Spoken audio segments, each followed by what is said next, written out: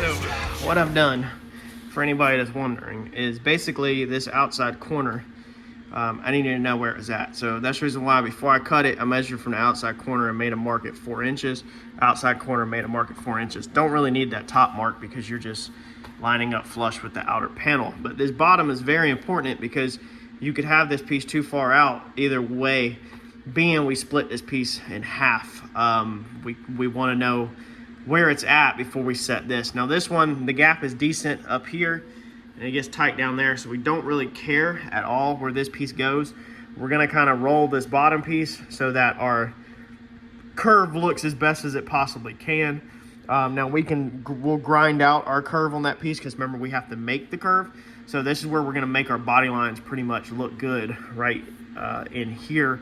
And then if we need to change any of this later, we can go cut it one more time, dolly it in, and re-weld it together. But we're just trying to get it pretty decent now. So that's the reason why I did it like that, is because of needing to know, you know, how far that went out. Now I should have honestly extended this panel down to how low it needs to go, because if you recall, if you look over there, the fenders hang down below, so we're gonna need a piece in here. But me and Mike had talked about building something pretty cool, so I decided just to not roll that down flat for right now and just leave this all at the same plane so that we can have something, you know, universal to work off of. Now once we get to the other side, another important thing will be from the measurement of the center of this taillight housing to this point right here. That is straight down, and that will make sure that each side is obviously the same height down. They're already very close. This one is hanging just a little bit lower, as you can see, which, like I said, is okay because we do need the drop down anyway, just a little bit. And I did that because I hooked under, so I wasn't too worried about it. So let me get this centerpiece fit up, and I'll show you how it turns out.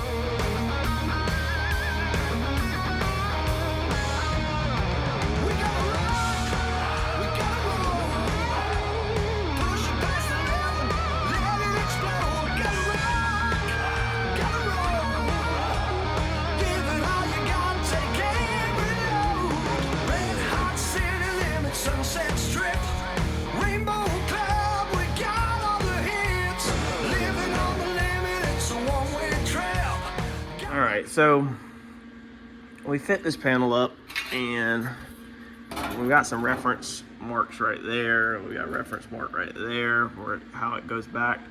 Exactly, it does overlap, so we'll cut that last.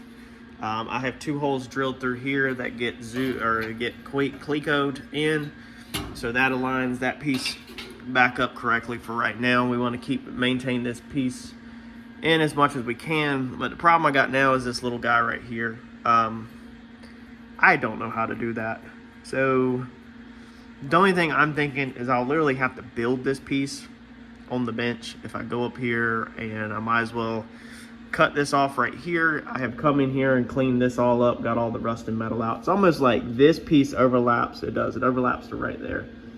So you see this piece bends around, overlaps there, and then gets spot welded through here into the C channel. So I need to create that one section of C channel, and I guess the only way I can think to do that is I'm literally gonna have to cut this piece off, which I really did not want to do at all, because then that changes, you know, where this piece is located at technically. But I guess I'm just have to cut this off and then literally go build this out of 3 different pieces and weld this little tiny piece together. I don't see no way to. I don't know how you would bend C channel at a 90 like that. I guess I could go YouTube it real fast or Google it, but I just don't see how you would bend that angle of C channel. Not unless you take possibly a square tube and bend it and then rip the face of it out. I just don't see how you would recreate that piece of C channel there, but you can see how it's rusted all up in there. I was thinking about leaving it, but we do all this work just to leave that one piece, so it would not be good at all. So let me put the camera down and figure this out. All right, I don't know if this is gonna work, but I've been up a 90. You can see right here, I've been up this 90 and then I stretched it, and it stretched to the point that it ripped. So now I'm gonna take this other piece of metal and basically try to slowly work it around. This tubing is 3/4, and try to work it around and tack it all the way around. I got a feeling this is gonna be stupid thin and it might not work. If I can get there, I can always put a little scab on the back side of this that you'll never see. But that's really the only thing I can think of to build this C-channel. I was gonna look on eBay and order something to my door that's already maybe a 90-degree C-channel, 3/4 by 3/4, but I said, well, let's try to build something first, I guess, before we just go out and order something. So let's see what happens. All right, so I'm actually pretty surprised that worked, because normally stuff like this just doesn't work for me. Normally something goes wrong. I've finished welding up that last little section right there. It's pretty hot, and I went ahead and just patched that piece. I gotta get that little bit of wire out of there. But dude, that is pretty freaking amazing. Let that thing cool down and we'll fit that in there and see if that's what we need. So not bad.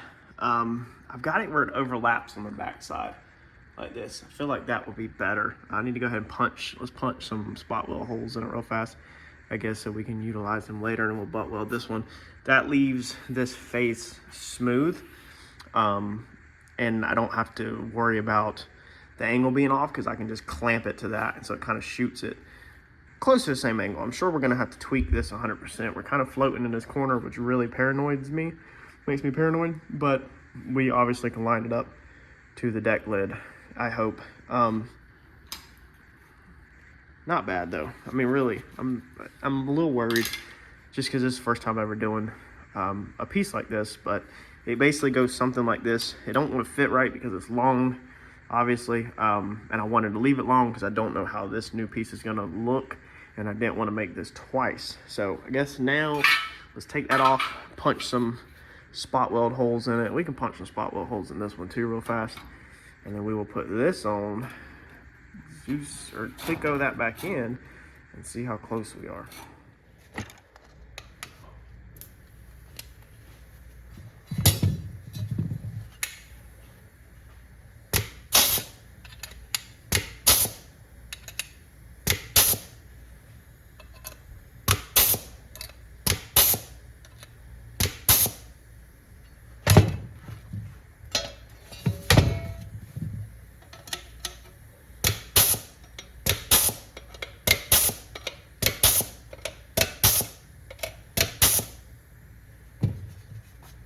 I'm gonna go ahead and stick a little bit of weldable primer on this piece where it's gonna overlap. Stuff I picked up.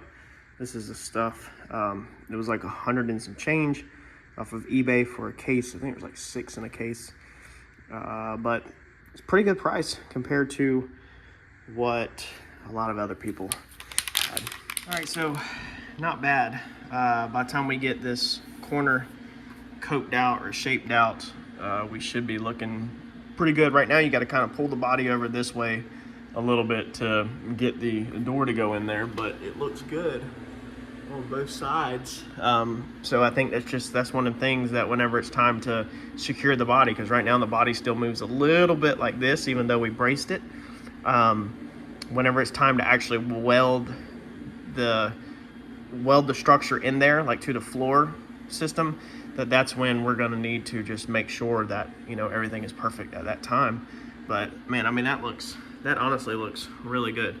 And then we'll just need to clean this area up, weld this curve and grind it out for the same gaps. I need to cut this and then weld that together, and then we have our first successful patch panel, which is Sunday afternoon. I'm running out of time really to be out here messing with this. I'm flat just out of time, and it's Sunday afternoon, kids. I've got other stuff that I've got to help with. I can't just be out here nonstop. I got that cut in and tacked, and I was about to cut that, but it turned out good. So we're gonna close this video out. I'll get back on this as soon as I can.